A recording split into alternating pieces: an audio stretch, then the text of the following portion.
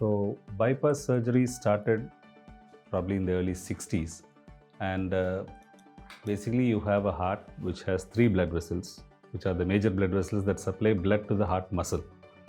So when these blood vessels get blocked, that is when you have chest pain, you have a heart attack, or all kinds of cardiac problems. Now, the way to overcome these blocks is either you can open them from inside, which is angioplasty, which was not available in the 60s, or you bypass the block and put a graft, right?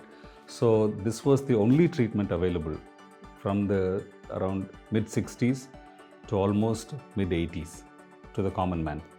So even if you had one block, that was the only treatment available. So what do you do? And the risk of surgery, the risk, by risk I mean is dying because of the surgery during the procedure, was quite high. It was about 5%. 5% in medicine is very, very high. We would consider that as a high risk procedure. So if you looked at a disease, you looked at a patient with one block, and the probability of him dying from the block is less than 5%, then you wouldn't operate on him, because the surgery itself had a risk of 5%. So that was the judgment that the doctors had to make. So it was generally assumed that if it is one block, you treat medically. If it is three blocks, then you treat with bypass surgery, because there were only two options. Now at this point, angioplasty starts slowly coming inside. But angioplasty is in the very early stages, so it did not make an impact. But over 10 years, the risk of surgery came down to from 5% to probably 3% to 2%.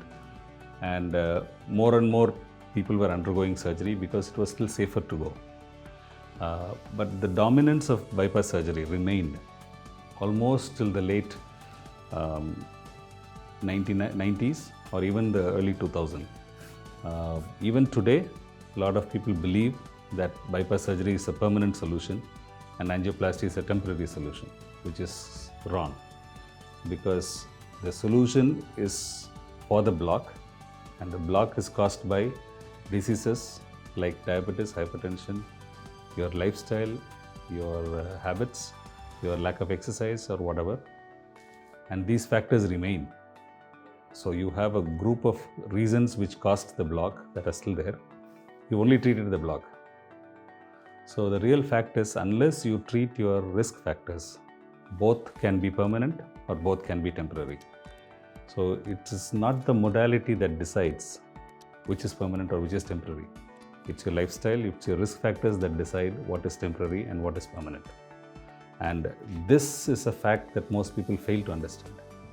And the reason why surgery has remained on top for so long is because people's mindset is that because it came first, because it has been for so long, it is a better option. In fact, both have equal long-term results. And if you look at follow people for 10 years, at the end of 10 years, both have same results. And surgery is no longer the only option for even severe blocks, even multivessel blocks, even 100% blocks. Angioplasty can be done almost in all patients. I would really say almost all patients. And that is why I strongly believe that angioplasty should be the first modality of treatment for any patient who has coronary artery disease.